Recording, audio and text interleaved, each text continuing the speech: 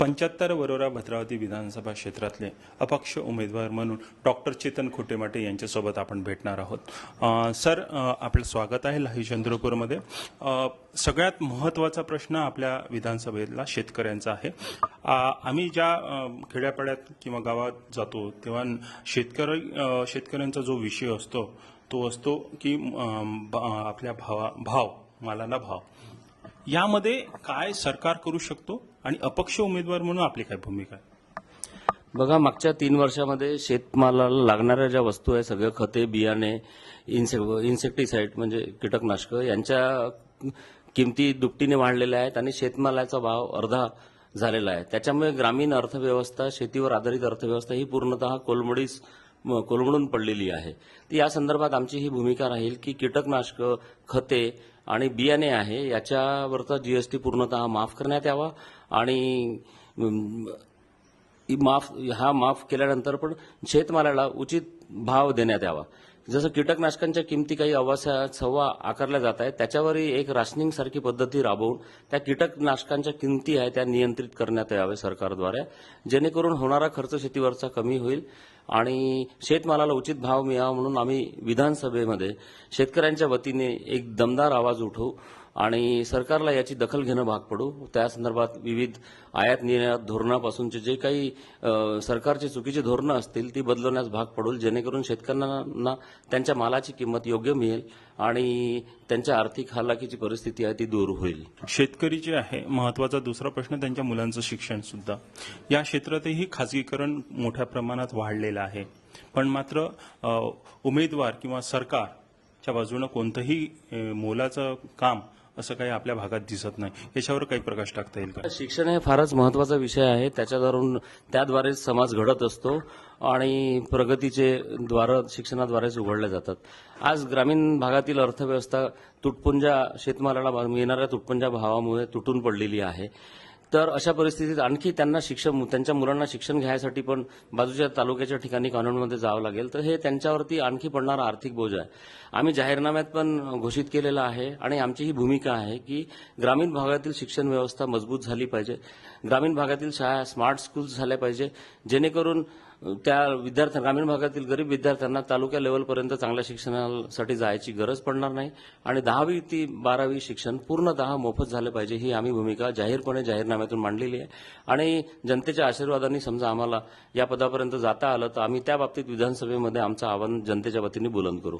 आणि आपला सगळ्यात महत्त्वाचा भाग जो आहे हा जंगल आच्छादित भाग आहे। जनावरांचा त्रास असो, पुनर्वसन असो किंवा बाकीच्या सुखसुविधा असो, आता तर ताडोबाच्या नावावर सगळं आदिवासी लोकांना बाहेर काढण्याचा प्रयत्न चालू आहे, परंतु पाहिजे तसं अनुदान किंवा त्यांना सामावून घेण्याचा जो प्रश्न आहे तो प्रलंबित मागील 20 वर्षापासून चालू आहे। काय याच्यावर सुद्धा आपल्याला काही तोडगा काढता येतो का किंवा काही प्रकाश टाकता येईल का? आदिवासी हे या एरियाचे मूळ मालक आहे अशी आमची भूमिका आहे। तर आदिवासींवर अनेक वर्षात अनेक प्रकारे एक प्रकारचा अत्याचारच होत आहे। तुम्ही जंगल संरक्षणाच्या नावाखाली त्यांना त्यांच्या जे अधिकाराच्या गोष्टी होत्या, अधिकाराच्या जागा होत्या, अधिकाराचे त्यांचे आर्थिक संसाधनं जमा करण्याचे जे साधनं होते ते तुम्ही त्यांच्यापासून हिरावून घेताय आणि त्याच्या अल्टरनेटमध्ये तुम्ही काही दुसरी व्यवस्था पण देत नाहीये। तर या संदर्भात आमची मुख्य भूमिका ही राहील की ज्याही लोकांना तुम्ही विस्थापित करताय तर आधी त्यांना पूर्ण फायनान्स आणि त्यांचं इस्टॅब्लिशमेंट कसं होईल, फक्त जमीन देऊनच नाही तर त्यांचा आर्थिकरित्या ते कसे स्थिरतावर होतील याबाबतीत आम्ही सरकारला भूमिका घेण्यास भाग पडू आणि आदिवासी वन जमिनीचे जे पट्ट्यांचा बऱ्याच वर्षाचा प्रलंबित विषय आहे, ते पिढ्यानपिढ्या ती जमीन वाहत आहेत पण त्यांच्या नावावर पट्टे होत नाहीत, तर हा विषय आम्ही प्रामुख्याने उचलून धरू।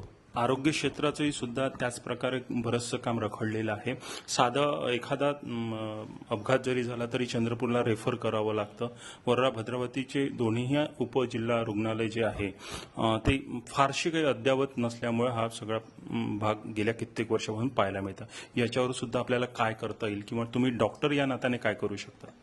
बघा की मागच्या 4-5 महिन्यामध्ये आम्ही चला बदल घडूया ही मोहीम राबवली आणि त्या माध्यमातून जवळपास 20,000 लोकांचं आय चेकअप केलं। पर्सनली फक्त स्वतः आम्ही कोणतीही सरकारी मदत न घेता 10,000 लोकांना चष्मे दिले आणि जे अत्यंतिक गरजू लोक होते त्यांच्या शस्त्रक्रिया पण करून दिल्या मोफत।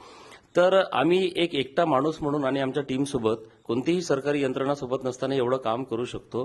तर समजा एवढी मोठी प्रचंड सरकारी यंत्रणा मिळाली आम्हाला राबवायला मिळाली तर आम्ही त्या माध्यमातून अतिशय चांगल्या मोठ्या प्रमाणे काम करू शकतो. ग्रामीण भागातील पीएससीच्या लेव्हलपासनं तिथे डॉक्टर्स आणि नर्सेस मेडिकल स्टाफ आहे तो योग्य प्रमाणात उपलब्ध राहावा, 24 तास उपलब्धता व्हावी, जेणेकरून त्याचा भार आर्थिक भार ग्रामीण जीवनावर पडणार नाही. तिथे जे अत्यावश्यक जे मेडिसिन आहे रुटीन लागणारे नेहमीचे ते आणि प्राथमिक लेवलच्या ब्लड तपासण्या त्याच लेवलवरती व्हाव्या.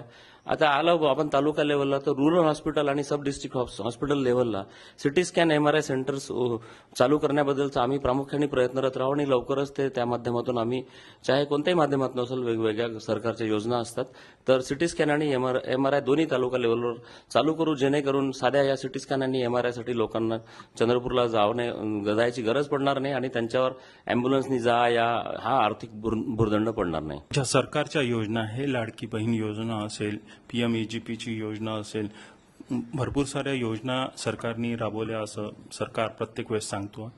सरकार कोणतंही असो, जनसामान्यापर्यंत खराच हा जो अनुदानाचा भाग असेल किंवा योजनेचा भाग असेल हा पोहोचतो का? आणि तुमच्या मते सरकार खरंच जनसामान्याचं आहे का? सरकार हे जनसामान्यांचं नाही आहे, हीच भूमिका मांडत आम्ही लोकांसमोर जात आहोत. कारण की आम्हाला जे दिसतंय तेच आम्ही बोलतोय. फक्त इलेक्शन आलं म्हणजे तुम्ही काही लाडक्या बहिणीसारख्या योजना राबवायच्या तर मग आधी तुमच्या बहिणी 3 महिन्याआधी लाडक्या नव्हत्या का असा विषय येणारच ना. फक्त याच्यातून लोकांना पण समजत आहे का या ज्या काही योजना तुम्ही राबवत आहेत आता हे फक्त लोकांचं मत खिचण्यापुरत्याच आहे आणि कदाचित तुम्ही त्या इलेक्शन झाल्याबरोबर बंद पण करणार आहेत.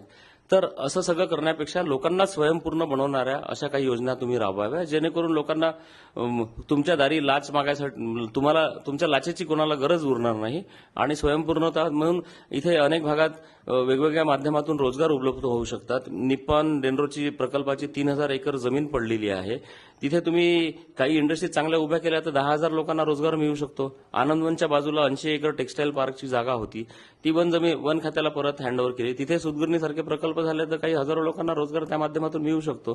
तर आमचा मूळ उद्देश असाच राहील की समाज जीवनामध्ये आम्ही वावरतो, चळवळीच्या माध्यमातून आम्ही अनेक वर्ष काम केलं आहे.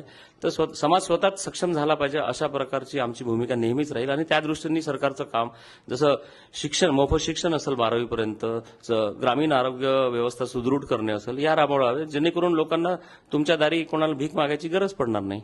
मला प्रकर्षाने जाणवते की या ठिकाणी तुम्ही नक्की चांगलं काम कराल, परंतु तुम्हालाच डॉक्टर चेतन खोटेमाटलाच मत का दिलं पाहिजे असं आपल्याला वाटतं?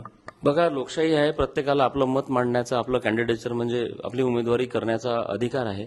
पण आमचं असं म्हणणं आहे की आम्ही मागच्या 25 वर्षापासून या समाज जीवनात वावरतो, एक डॉक्टर म्हणून काम करतोय. मी स्वतः एक उत्तम खेळाडू आहे आणि स्पोर्ट्स क्षेत्राशी बऱ्याच अंगाने जुळलेलो आहे. मी 7A डिस्ट्रिक्ट फुटबॉल असोसिएशनचा प्रेसिडेंट आहे, व्हाईट हॅट स्पोर्ट्स क्लबचा चेअरमॅन आहे आणि शिव महोत्सव समिती चंद्रपूरचा अध्यक्ष म्हणून काम करतो. सामाजिक प्रबोधनाच्या चळवळीत माझं अनेक वर्षाचं काम आहे.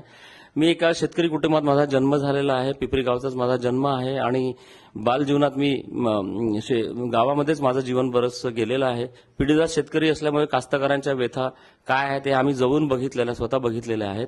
या अनुषंगाने आमचं एक व्यापक विजन आहे सर्व मतदारसंघामध्ये आणि मूळचा मी याच मतदारसंघातला असल्यामुळे आणि बरेचसे नातेवाईक मित्र परिवार इथे असल्यामुळे आमचा या सगळ्या क्षेत्राशी चांगला अभ्यास आहे.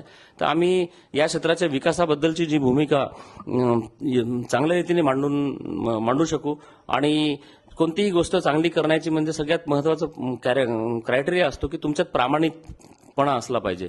आता मागच्या 40 वर्षातलं जे काही वातावरण या वरोरा भद्रावती मतदारसंघात चाललंय ते घराणेशाही आणि भ्रष्टाचारांनी बजबजलेलं आहे. कोणत्याही भागातले रोड पहा, त्याची दयनावस्था पाहून कोणताही माणूस सहज समजू शकते की या मतदारसंघात मागच्या 30-40 वर्षात काय प्रकार झाले असतील. तर आम्ही प्रामाणिकपणे काम करू, ताकदीने काम करू. आमचा सगळ्या विषयातला अभ्यास चांगला आहे आणि आमच्यात ती हिंमत पण आहे की कोणता समाज उपयोगी निर्णय मार्गी लावायचा असेल तर आम्ही विधानसभेच्या पटलावर पण तो उचलू शकतो आणि वेळ प्रसंग पडला तर जनतेच्या साथीने आम्ही रस्त्यावर उतरून पण जनतेला न्याय देण्याचा प्रयत्न करू. या क्षेत्रात कुणबी बहुल समाज मोठ्या प्रमाणात आहे आणि एक सूर असाही येतो की आपल्या जातीचं समीकरण कुठेतरी वर्चस्वाचं असलं पाहिजे असा एक समज आपल्या विधानसभेमध्ये रुजू झाला आहे. काय प्रकाश टाकाल याच्यावर? प्रत्येक माणूस हा एका जातीत जन्म घेत असतो आणि त्याच्यामुळे जात त्याच्यावरती जन्मजातच चिकटवले जाते. पण आम्ही ह्या सामाजिक प्रबोधनाच्या चळवळीत अनेक वर्षापासून आम्ही काम करतोय आणि आमची ही भूमिका नेहमीच राहिली आहे की जातीभेद पूर्णपणे मिटला पाहिजे आणि लोकांच्या मेरिटप्रमाणे त्याचं व्यक्तीच्या गुणाप्रमाणे त्याचं आकलन झालं पाहिजे, जातीप्रमाणे नाही. तर आता आम्ही उमेदवारी ही दाखल करतोय, त्याच्यात आमचा सर्व बहुजन समाजाचे उमेदवार म्हणूनच आमची ही उमेदवारी आहे आणि आम्ही त्याला जातीयतेचा कोणताही रंग देण्याचा विरोध करतो. याबद्दलची सगळी भूमिका वरोरा विधानसभेतील जी भूमिका होती डॉक्टर साहेबांनी नीटनेटकेपणाने मांडलेली आहे. उच्च शिक्षित उमेदवार म्हणून त्यांची गणना आपल्या क्षेत्रामध्ये केली जाते. मी चेतन लुतडे, चंद्रपूर लाईव्ह सोबत, वरोरा.